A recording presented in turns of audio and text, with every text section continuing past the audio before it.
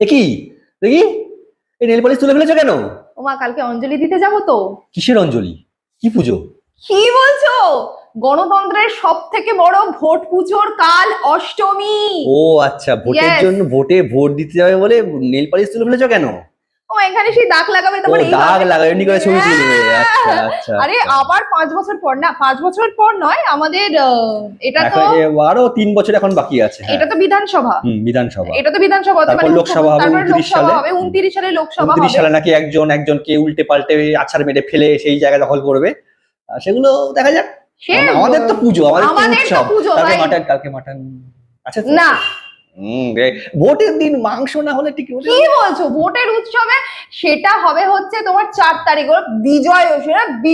তাহলে ওই দিনকে পুরো বিরিয়ানি চাপ ফাপ নিয়ে একদম পুরো আমরা সকাল থেকে হচ্ছে টিভির সামনে বসে পড়বো।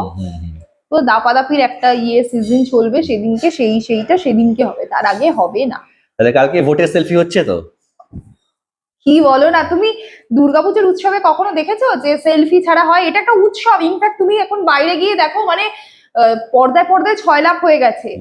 কোথায় মানে ওই ফেস্টুনে 6 লাখ হয়ে গেছে। ঠিক আছে, কালকে তোমার হচ্ছে রাস্তা দিয়ে যাবার পথে 4-5টা বুথ বসে যাবে, তারপর তো ঢুকতে দেবে না। অঞ্জলি যখন দেবো, অঞ্জলি হচ্ছে কড়া সিকিউরিটির মধ্যে, আলাদাই ব্যাপার।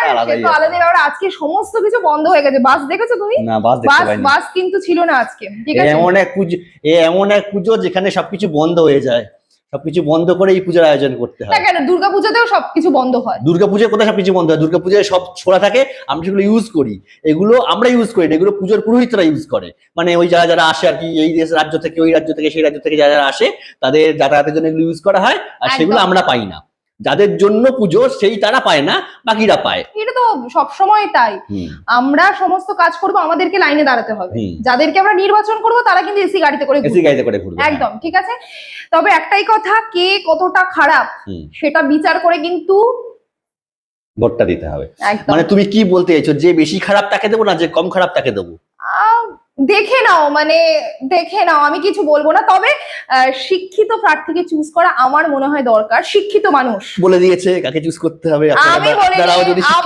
আপনারা যদি শিক্ষিত হন আপনারা বুঝে নেবেন কাকে চুজ করতে বলছে। শিক্ষিত মানুষকে চুজ করা এই মুহূর্তে দরকার। শিক্ষিত মানুষকে, মানে দেখুন, আপনার পাড়ায় জল নিকাশি ব্যবস্থা ঠিক আছে কিনা, রাস্তাঘাট ঠিক আছে কিনা, সেটা তো অবশ্যই দেখবেন যে কারা এটা করছে না করছে। তার সাথে সাথে একটা শিক্ষিত লোক যেন আমাদের মাথার উপর চড়ে। দেখুন, চড়ে সবাই বসবে, ঠিক আছে, যা যা দল আছে সবাই চড়ে বসবে, কিন্তু তার মধ্যে থেকেও ওই বললাম না, খারাপের মধ্যে কে একটু কম খারাপ সেটা চুজ করতে হবে। একটা শিক্ষিত মানুষকে বসিয়ে দেখুন না।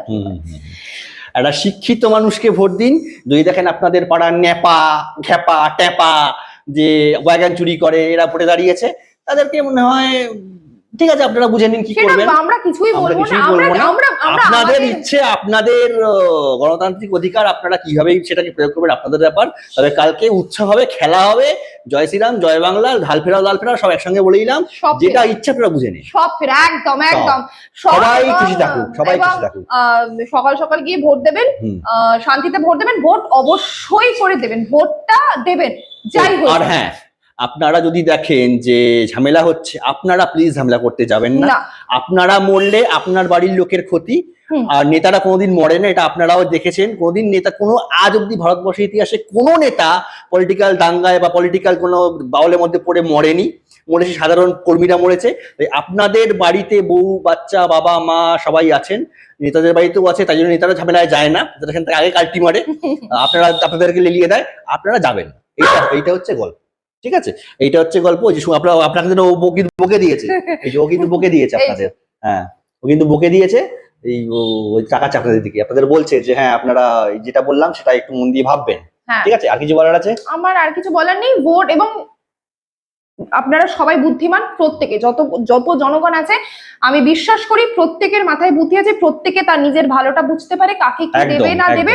প্রত্যেকের মধ্যে সমান সচেতনতা আছে, সমান সেই বুদ্ধিমত্তাও আছে। একদম, সেটাকে সঠিকভাবে প্রয়োগ করবেন। একদম হাতে রং লাগাবেন, কাকে রং লাগাবেন, কিভাবে রং লাগাবেন, বাকি 5টা বছর কি রঙে আপনি রাঙবেন কালকেই ঠিক হয়ে যাবে। একদম। টাটা।